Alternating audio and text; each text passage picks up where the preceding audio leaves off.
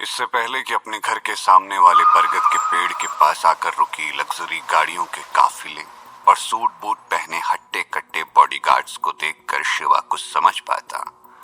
उनमें से एक आदमी ने कहा, अरे यहाँ तो सच में वो चमत्कारी फल लगे हैं, देखो वो वहां। इतना कहकर उस बॉडीगार्ड ने पेड़ की सबसे ऊंची डाली की तरफ इशारा किया। उसकी बात सुनकर दूसरे बॉडीगार्ड ने कहा, इसका मतलब राव साहब ने ठीक कहा था। अफसोस उनका गणित सही नहीं बैठा, बेचारे बिना बात ही खून की उल्टियां करते हुए मारे गए। अच्छा अब देर मत करो, जल्दी से ऊपर चढ़ो और वो चमकीला फल तोड़ कर लाओ। इस बार तो हम उस्ताद रंगा स्वामी की जान बचा कर ही रहेंगे। वैसे भी इस बार इनाम की रकम भी बहुत मोटी है। उस बॉडीगार्ड के चिल्लाते ही 5-6 मुष्टंडे जैसे दिखने वाले बॉडीगार्ड उस दिव्य नाग के खून से सने उन दिव्य फलों को तोड़ने के मकसद से उस पुराने बरगद के पेड़ पर चढ़ने लगे।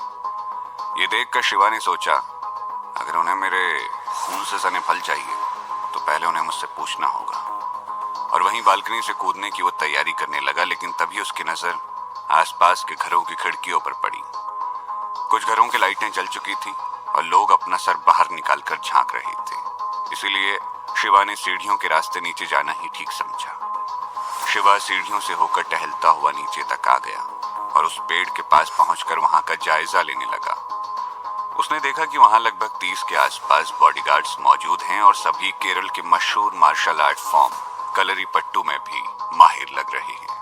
लग्जरी गाड़ियों का लंबा काफिला सूट बूट और कलरी पट्टू की महारत देखकर ही लग रहा था कि वो किसी बहुत ही खास और जाने माने खानदान से ताल्लुक रखते हैं। इन्हीं बॉडीगार्ड्स के बीच एक लाल रंग का चमड़े का कोट पहने लंबी और रौबीली औरत भी थी, जो इन सारे गार्ड्स को अपनी उंगलियों के इशारे पर नचा रही थी। उसे देखकर ही लग रहा था कि वो इन सब की लीडर है।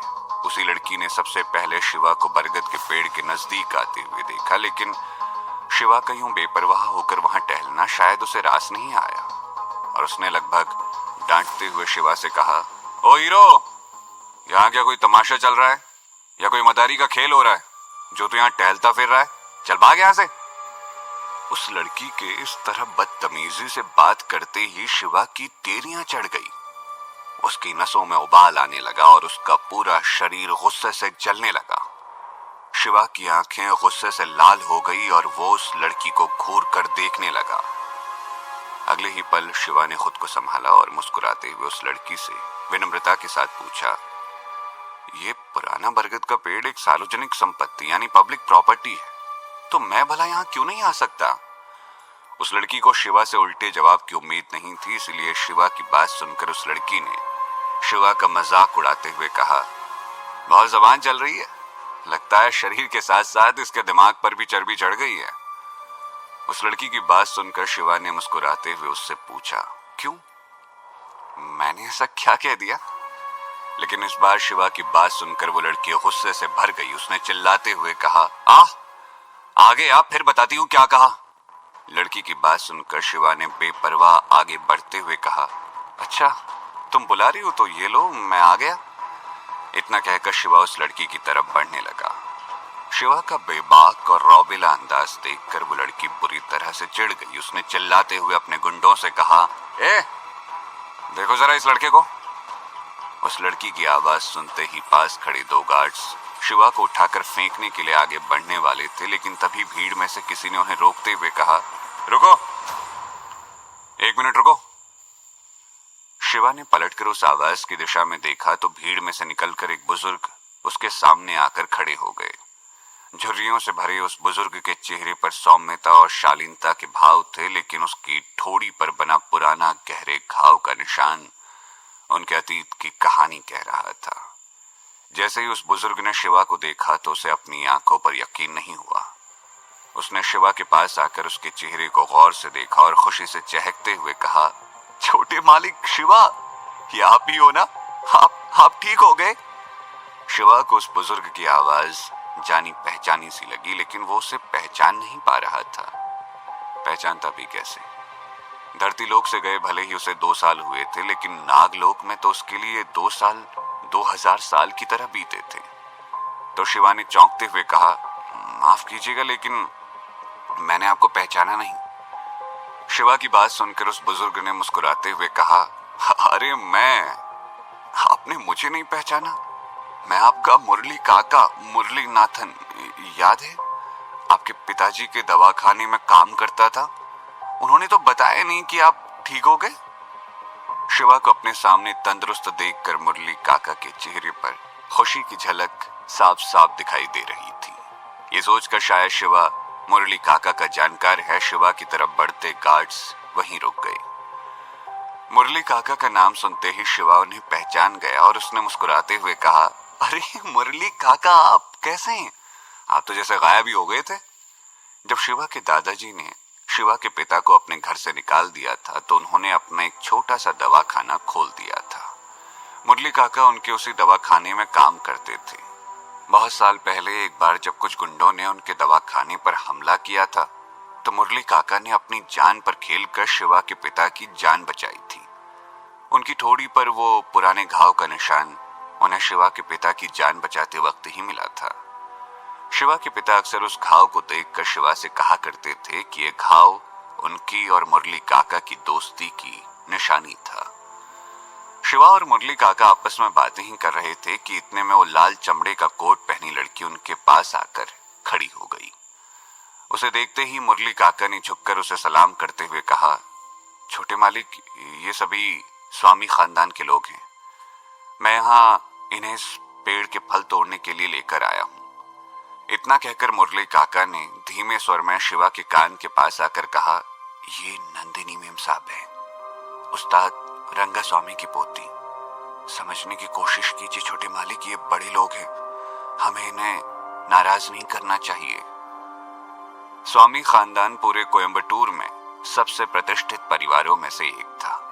उनके पास नाम, पैसा और ताकत तीनों की कोई कमी नहीं थी और फिलहाल नंदिनी उस खानदान का प्रतिनिधित्व कर रही थी। शिवा के मन में मुरली काका के लिए बहुत इज्जत थी, इसलिए उनकी बात सुनकर शिवा ने मुस्कुराते हुए कहा, मुरली काका, आपको फलों की डाली ही चाहिए ना, तो इसके लिए आप में से किसी को भी उस पेड़ पर चढ़ने की जरूरत नहीं है। लेकिन इससे पहले कि शिवा अपनी बात पूरी कर पाता, नंदिनी ने उसे बीच में ही टोकते हुए कहा, तुम अपने काम से काम रखो, समझे? इतना कहकर नंदिनी ने मुरली काका की तरफ देखते हुए कहा, मुरली, मैंने तुम्हें यहाँ उस दवाई की पहचान करने के लिए बुलाया था, तुम्हारी बकवास सुनने के लिए नहीं। उसके बाद नंदिनी ने अपने गार्ड्स पर चिल्लाते हुए कहा, तुम लोग खड़े खड़े मेरा मुंह क्या देख रहे हो? जल्दी से पेड़ पर चढ़ो और वो फलों की डाली तोड़ कर लाओ। बरगद का पेड़ पत्तियों से ढका हुआ था और वो फल जिन पर उस दिव्य नाग के खून की बूंदें गिरी थी वो पेड़ की सबसे ऊंची डाली पर लगे थे। इसीलिए नंदिनी की बात सुनते ही वहां मौजूद गार्ड्स फुर्ती से उस बरगद के पेड़ पर चढ़ने लगे। एक गार्ड उस डाली से कुछ ही दूरी पर था कि तभी उसने चिल्लाते हुए कहा, मिल गया। लेकिन जैसे ही वो गार्ड उस फल को तोड़ने के लिए आगे बढ़ा, अचानक उसका संतुलन बिगड़ा और वो धड़ाम से नीचे गिर पड़ा। गनीमत थी कि पेड़ से गिरते वक्त वो दूसरी डालियों से टकराता हुआ नीचे गिरा था, नहीं तो वो सीधा सर के बल गिरता और वहीं मारा जाता। इससे पहले कि बाकी के लोग उस गार्ड को संभाल पाते, दूसरा गार्ड भी चिल्लाते हुए जमीन पर आ गिरा। उसके बाद धीरे धीरे पेड़ पर चढ़े सारे गार्ड्स एक एक कर जमीन पर गिरने लगे। ये देखकर नंदिनी ने चिल्लाते हुए कहा, ये सब क्या हो रहा है? वो फल है कि कोई भला? नंदिनी की बात सुनकर जमीन पर पड़े एक गार्ड ने दर्द से कराहते हुए कहा, पता नहीं मैम, लेकिन जैसे ही मैंने उस फल के पास जाने की कोशिश की, मुझे बिजली का एक जोरदार झटका लगा और मैं लड़खड़ा कर जमीन पर गिर पड़ा। उन लोगों की हालत देखकर शिवा ने मन ही मन कहा, कुछ भी कहो, लेकिन इन लोगों की हिम्मत की दाद देनी होगी। इनमें से तो कुछ के हाथ पैर भी टूट चुके हैं, लेकिन फिर भी ये लोग पीछे नहीं हटना चाहते। यहाँ शिवा अपने ही ख्यालों में खोया हुआ था और वहां नंदिनी ने अपने गार्ड्स को भेजकर बिजली से चलने वाली आरी मंगवा ली थी। जैसे ही शिवा की नजर उस आरी पर पड़ी, वो मुस्कुराते हुए नाव में सर हिलाने लगा, जिसे देखकर पहले से परेशान नंदिनी के गुस्से का पारा और चढ़ गया। नंदिनी ने शिवा की तरफ देखकर चिल्लाते हुए कहा, बहुत हंसी आ रही है ना? लगता है पिटने का शौक है तुम्हें। नंदिनी की बात सुनते ही शिवा ने झट से जवाब दिया, अब तुम इतनी बेवकूफ हो तो हंसी तो आएगी ना। शिवा की बात सुनकर नंदिनी चिढ़ गई। उसने गुस्से में झल्लाते हुए कहा, बच्चू, लगता है तुम्हें अपनी जान प्यारी नहीं है। अगर इतनी अकड़ है तो आओ, तुम तोड़ के दिखाओ ये फल। नंदिनी की बात सुनकर शिवा प्यार से मुस्कुराया और उसने आगे बढ़ते हुए कहा, ठीक है, अगर तुम यही चाहती हो तो यही सही। शिवा की बात सुनकर नंदिनी चौंक गई। अब तक उसे इतना तो समझ आ गया था कि बरगद के पेड़ पर लगे वो फल कोई आम फल नहीं है, लेकिन शिवा को फल तोड़ने के लिए उकसाकर मौत के मुंह में धकेल देने का ख्याल उसे परेशान करने लगा था। हालांकि शिवा के आत्मविश्वास को देखकर एक पल के लिए तो उसे लगा कि शायद शिवा वो फल तोड़ लाएगा, लेकिन अगले ही पल उसने इस ख्याल को खारिज कर दिया और मुरली काका की तरफ देखते हुए कहा, ठीक है मुरली, अब तुम भी इसे रोकने की कोशिश मत करना। बहुत अकड़ है ना इसमें। अभी पेड़ से गिर के अपनी हड्डियां तोड़वाएगा तो सारी अकल ठिकाने आ जाएगी। लेकिन तब तक शिवा बरगद के पेड़ के नीचे पहुंच चुका था। उसने नंदिनी की बात सुनकर मुस्कुराते हुए कहा, लेकिन मोहतरमा, मैं गिरूंगा तो तब ना जब मैं इस पेड़ पर चढ़ूंगा। शिवा की बात सुनकर नंदिनी ने उसका मजाक उड़ाते हुए कहा, अगर तुम इस पेड़ पर नहीं चढ़ोगे तो क्या इसके फल अपने आप चल के तुम्हारे पास आएंगे? नंदिनी का कटाक्ष सुनकर शिवा ने मुस्कुराते हुए कहा, सही कहा, ये फल खुद मेरे पास आएंगे। इतना कहकर शिवा ने अपने दाहिने हाथ की मुट्ठी बनाकर उसमें फूंक मारी और हल्के हाथ से पेड़ के तने पर घूंसा जड़ दिया। उसके हल्के हाथ का घूंसा भी उस सैकड़ों साल पुराने पेड़ के लिए किसी भूकंप से कम नहीं था। घूंसा पड़ते ही पूरा पेड़ जड़ समेत हिल गया। तो क्या शिवा अपनी शक्ति का इस्तेमाल करके नंदिनी को गलत साबित कर देगा? कौन है स्वामी खानदान के बड़े उस्ताद और ऐसी कौन सी बीमारी थी उनको जिसका इलाज सिर्फ उन दिव्य फलों से ही किया जा सकता था?